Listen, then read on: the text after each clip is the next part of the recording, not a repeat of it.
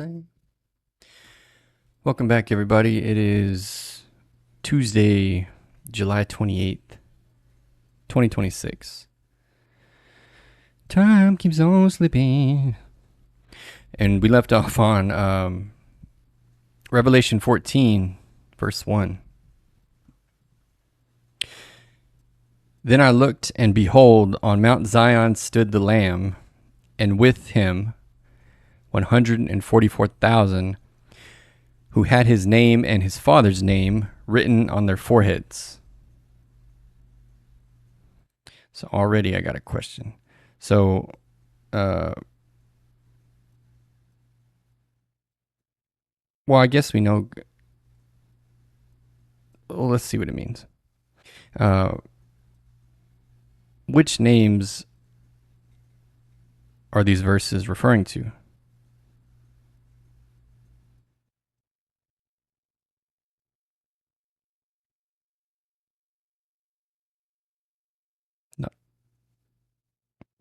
Not horses, what the heck?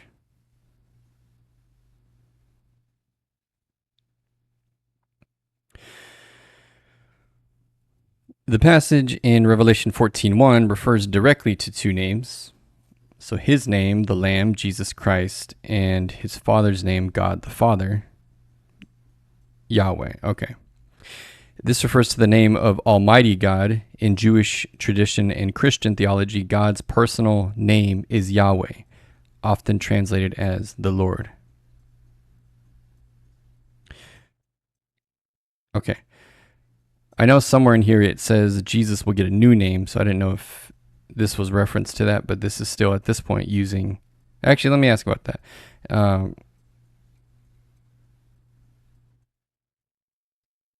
It says it here. Okay, fulfilled promise. Earlier in Revelation, Jesus promises the faithful, the one who conquers, I will write on him the name of my God and my own new name.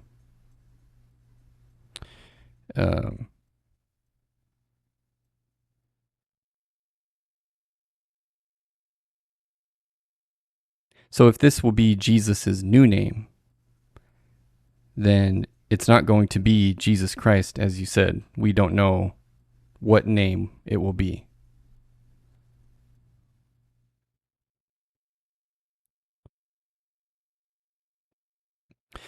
In Revelation 3:12, Jesus explicitly mentions giving believers his new name. Because of this, many theologians and commentators point out that the exact full name or title revealed in the title fulfillment of Revelation isn't fully disclosed or exhaustively defined in our current text. Okay. Just wanted to clarify that. Verse 2. And I heard a voice from heaven like the roar of many waters and like the sound of loud thunder.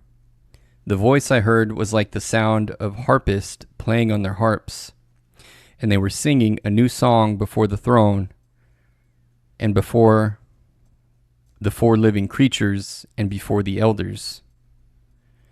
No one could learn that song except the 144,000 who had been redeemed from the earth.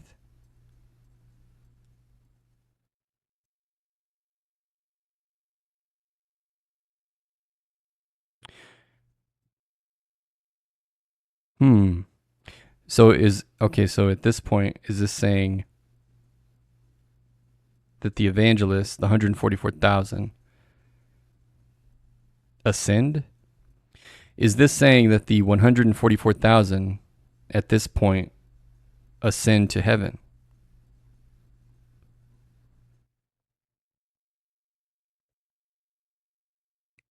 Am I speaking English? It is not getting me tonight. Ascend, not ascend. Is this saying that 144,000 at this point ascend to heaven?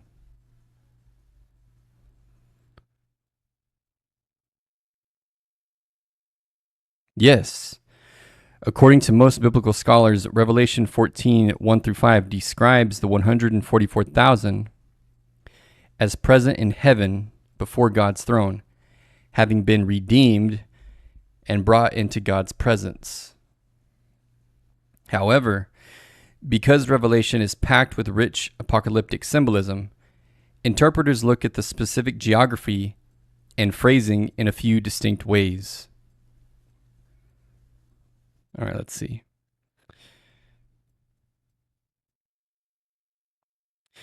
Key indicators pointing to heaven. So it says, before the throne, 4 living creatures and elders, which we know just by reading, those are in the heavenly court, the throne room of God. Redeemed from the earth. Verse 3 specifically notes that they were redeemed from the earth. And verse 4 adds redeemed from among mankind. The phrase implies a transition of state or location, being taken out of or set apart from the earthly realm.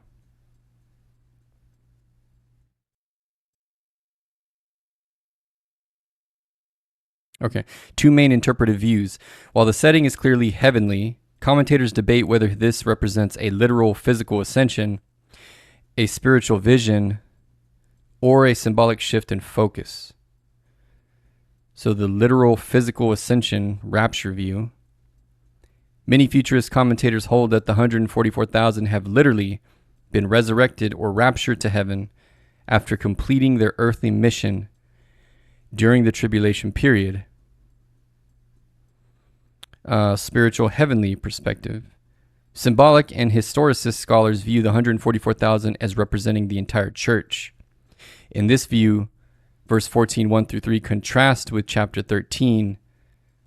While the dragon's followers are marked on earth, God's sealed people are depicted in their spiritual reality, secure with the Lamb on the heavenly Mount Zion, regardless of earthly persecution.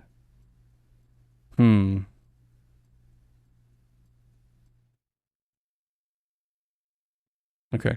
Revelation 14 directly follows Revelation 13, where the beast rules on earth and forces everyone to take his mark. Chapter 14 opens with a reassuring contrast. God's faithful are safe, marked with the Father's name, and standing securely with the Lamb.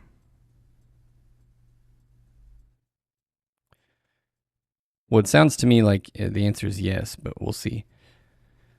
Literally, we'll see. 144,000 redeemed. Verse 4.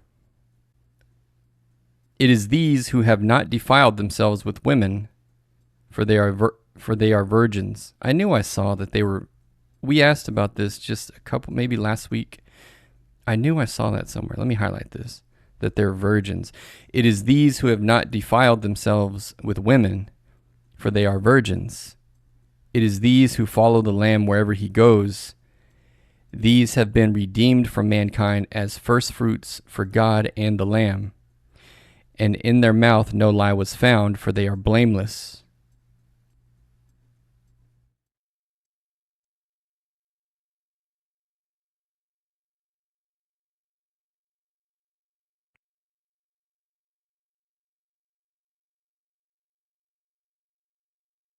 If I was petty enough, I'd go back and find it, but I'd actually be curious to see just with that context what it would say, but it doesn't matter. What's more important is just to understand the truth. So let's, now that we're armed with this context. So just to be clear, the 144,000 are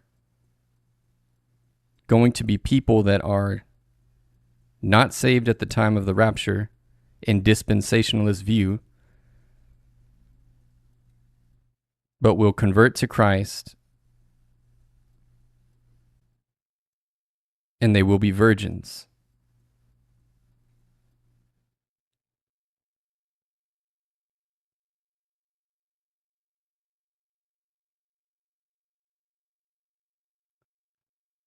So likely young people, I would imagine, but it doesn't necessarily have to be. I mean, you can be a virgin and be old. Okay, yes. In classic dispensational premillennialism, the timeline and nature of the 144,000 work out as follows. So who they are and when they are saved. Jewish evangelists. Dispensationalists interpret Revelation 7 literally. where 12,000 are sealed from each of the 12 tribes of Israel. They're converted after the rapture. At the time of the rapture, all true believers, the church, are taken up into heaven. The 144,000 are Jewish individuals who were not saved prior to the rapture. Following the sudden disappearance of the church, they come to faith in Jesus Christ, the Messiah, during the 7-year tribulation. Once converted, they are specially sealed and protected by God to preach the gospel of the kingdom throughout the earth during the tribulation period, leading to a massive global harvest of believers, often called the tribulation saints. The virgins reference. Dispensational commentators generally view the reference to being virgins and not defiled with women in one of two main ways. Literal celibacy. Taking the text literally, many argue these 144,000 men abstain entirely from sexual relationships and marriage during their intense short-term mission in the tribulation, so they can remain completely focused on preaching under extreme persecution.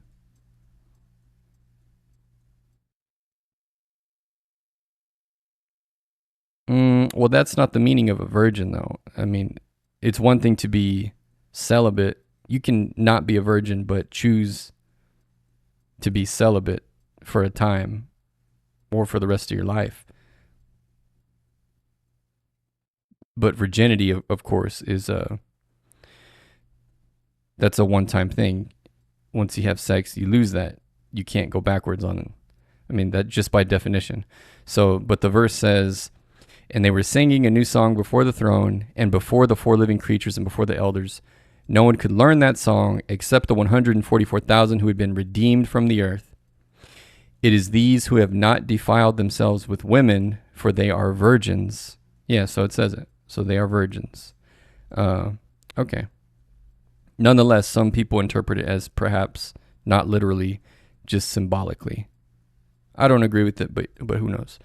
Spiritual purity is the other view. Others argue that undefiled refers to spiritual purity, specifically that they abstain from the widespread spiritual that they abstain from the widespread spiritual prostitution, idolatry, and religious compromise with the Antichrist that characterizes the tribulation period. Let's see, nuance and alternative views.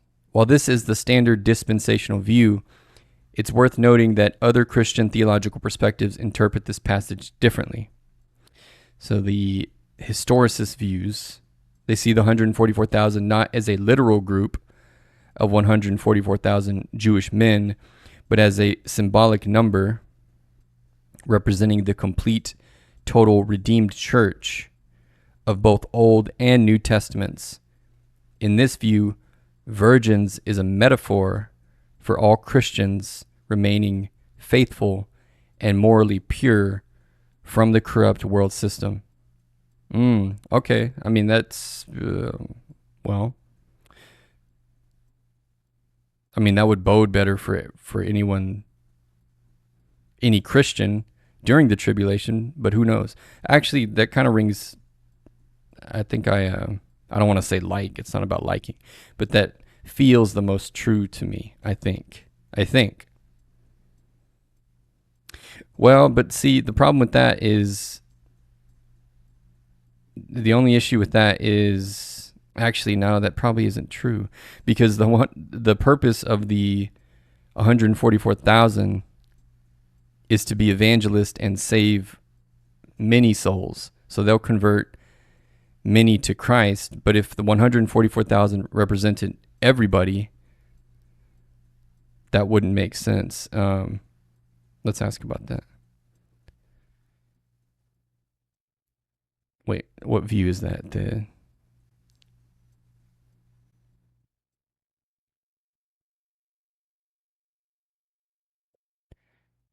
The amillennial historicist view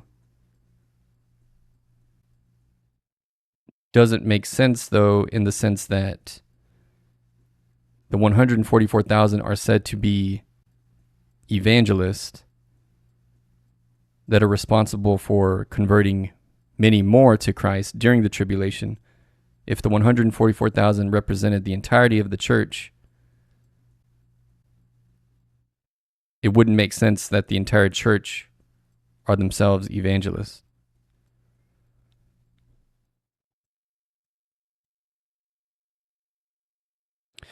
That is actually one of the strongest arguments dispensationalists make against the symbolic view. My kind of people. You're pointing directly to the structural relationship between Revelation 7, 1 through 8 and Revelation 7, 9 through 17, the great multitude that no one could count, that John saw.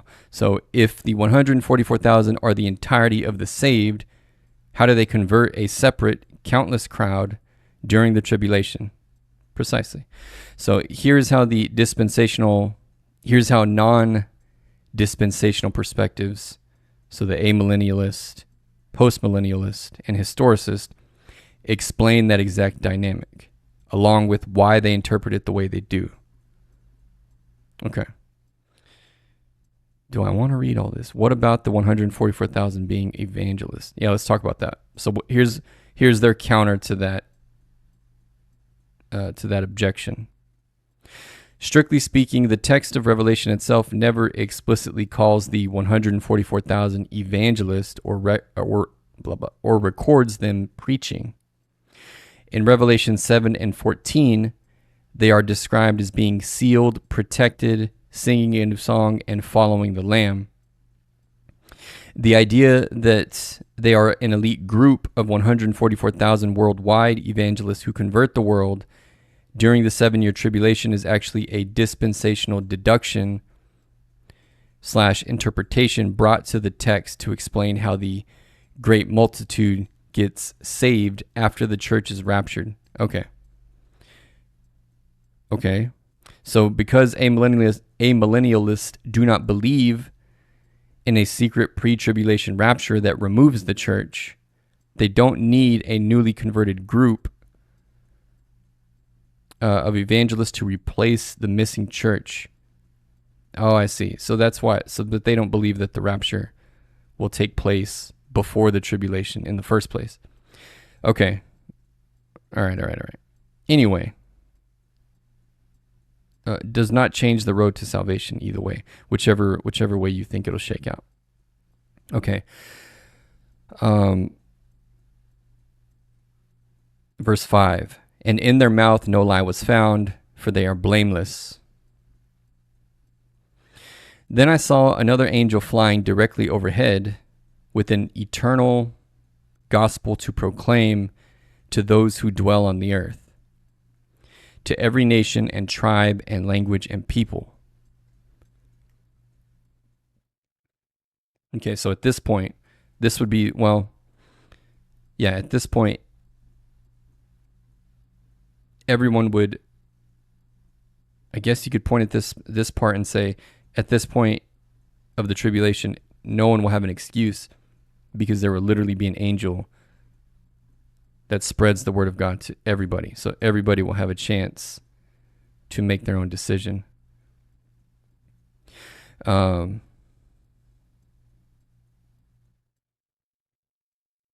then I saw another angel flying directly overhead with an eternal gospel to proclaim to those who dwell on earth, to every nation and tribe and language and people. And he said with a loud voice, "Fear God and give him glory, because the hour of his judgment has come, and worship him who made heaven and earth, the sea and the springs of water." Another angel, a second, followed, saying, "Fallen, fallen is Babylon the Great, she who made all nations drink the wine of the passion of her sexual immorality." And another angel, a third, followed them, saying with a loud voice, "If anyone worships the beast and its image, and receives a mark on his forehead or on his hand, he will also drink the wine of God's wrath, poured full strength into the cup of his anger, and he will be tormented with fire and sulfur in the presence of the holy angels and in the presence of the Lamb.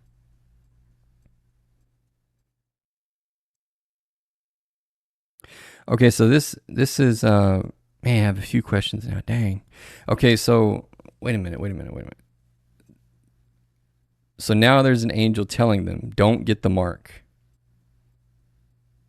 Because if you do,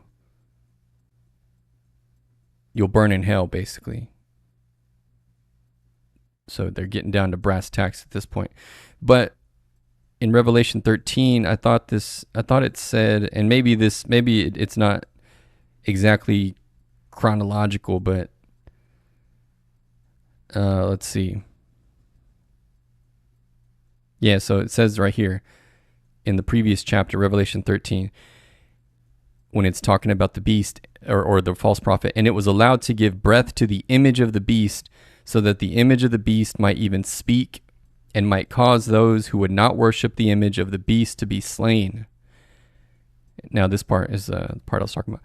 Also, it causes all, both small and great, both rich and poor, both free and slave, to be marked on the right hand or the forehead, so that no one can buy or sell unless he has the mark, that is, the name of the beast or the number of its name. This calls for wisdom. Let the one who has understanding calculate the number of the beast, for it is the number of a man, and his number is 666. Okay, so it said, I guess it doesn't say it here. I thought it said that everyone already had to make a choice, but it's more so just announcing what's about to happen. And then in the very next chapter, and I guess that would make sense, right? Otherwise, that would not be within God's character for them to be forced to take the mark, and then after the fact sends an angel and says, don't get the mark or you're going to go to hell. So likely this is okay, so this is the fair warning that everybody's going to get.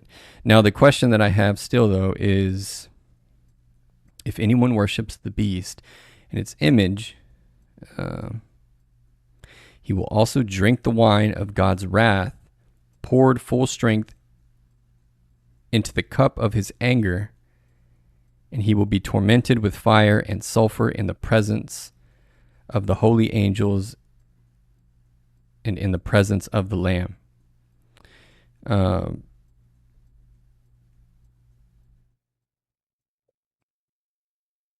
Explain this verse. Don't use tables. Specifically, I want to know the reference to being in the Lamb's presence.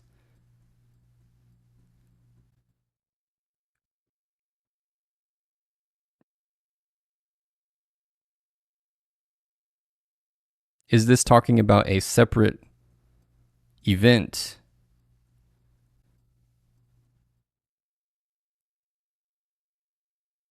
That is not going to hell for eternity?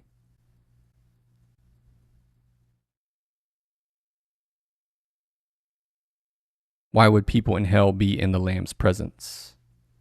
In other words, Jesus would have no reason to be in hell.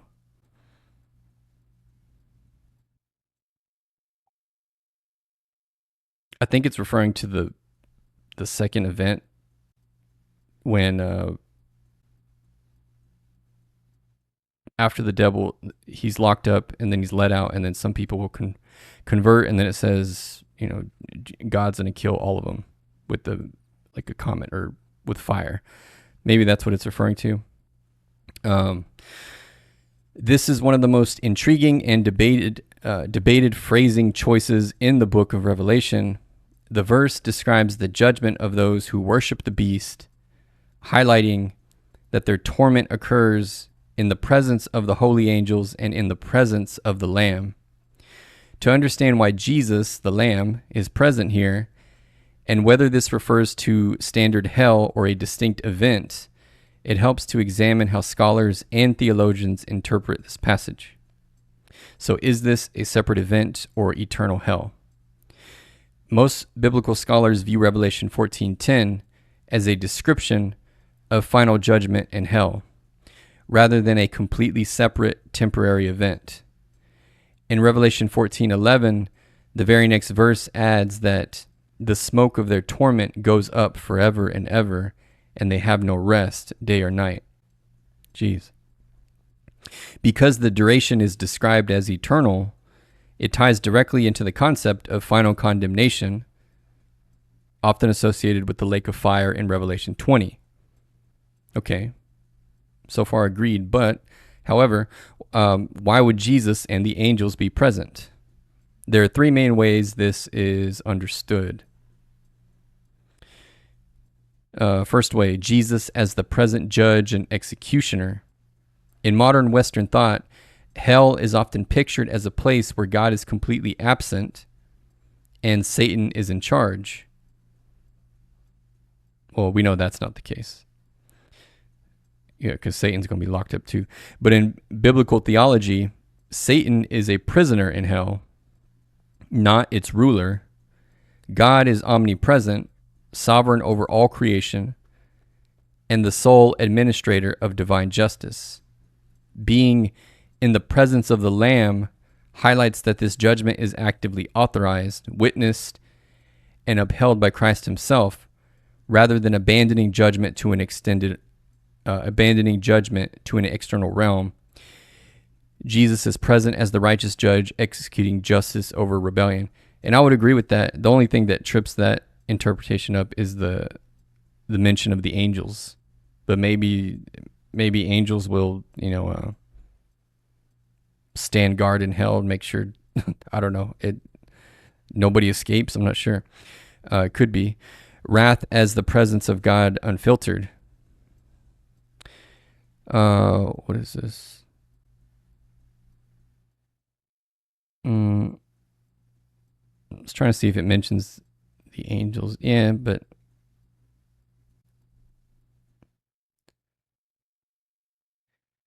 in the interpretation of Jesus as the present judge and executioner, that would make sense, except for the mention of the holy angels. What do theologians say about that?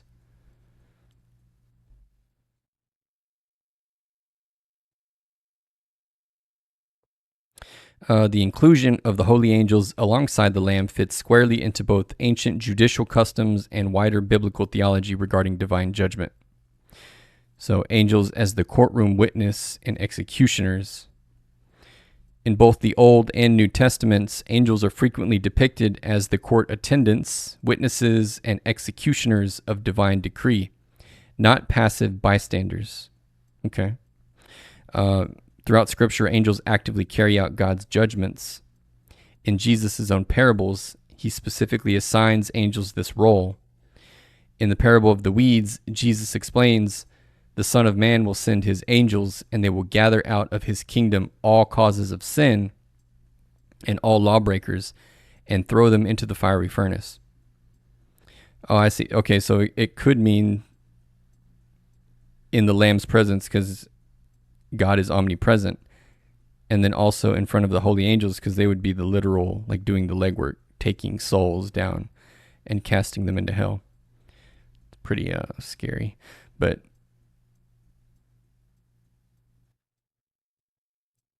okay.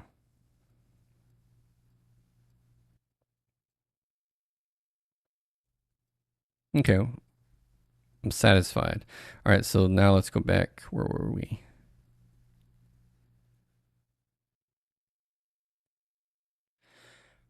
Verse 11. "And the smoke of their torment goes up forever and ever, and they have no rest day or night. These worshippers of the beast and its image, and whoever receives the mark of its name." Here is a call for the endurance of the saints, those who keep the commandments of God and their faith in Jesus. "And I heard a voice from heaven saying, 'Write this, blessed are the dead who die in the Lord from now on. Blessed indeed, says the Spirit, that they may rest from their labors, for their deeds follow them.'"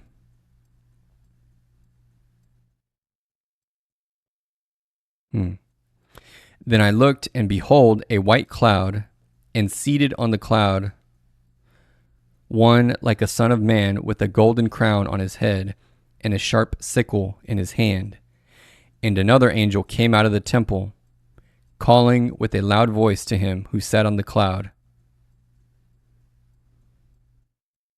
"Put in your sickle and reap, for the hour to reap has come, for the harvest of the earth is fully ripe."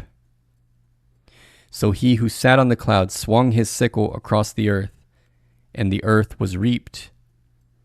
Then another angel came. Okay, so I don't want to rush through this part, so let's just do this breakdown on this last part, and then we'll call it for tonight. But I think, so at this point, is this saying this is the start of the final judgment?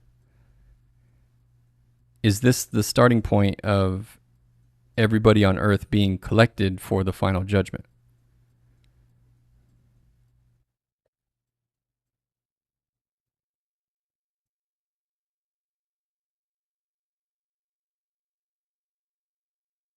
Yes. Revelation 14:16 is a visual prophecy representing the gathering of people for the end time judgment. But commentators differ slightly on who is being collected in this specific verse. So two different harvests. In Revelation 14:14 through 20, the text presents two distinct harvests back to back using the image of a sharp sickle. The grain harvest, when it says, "So he who sat on the cloud swung his sickle across the earth, and the earth was reaped." So these would be the saved people. The reaper executed directly by one like a son of man, Jesus Christ, sitting on a white cloud. The grape harvest. So the angel swung his sickle across the earth and gathered the grape harvest of the earth and threw it into the great winepress of the wrath of God. The reaper executed by an angel, leading to a crushing wrath and judgment. Okay, so view number one, the harvest of the righteous. So who's being reaped in verse 16, the one we just read? The believers. So Jesus personally gathers his followers into safety. Similar to the wheat harvest in Matthew 13:30. The wicked are then gathered separately in the grape harvest that immediately follows. Yeah, okay. Oh boy, all right. Isn't this just so fascinating? All right, so we'll leave it there for tonight, and we'll pick it up tomorrow on Revelation 14:17. Thanks for tuning in. Don't forget to drop a sub, share it with a friend. God bless you guys, and good night.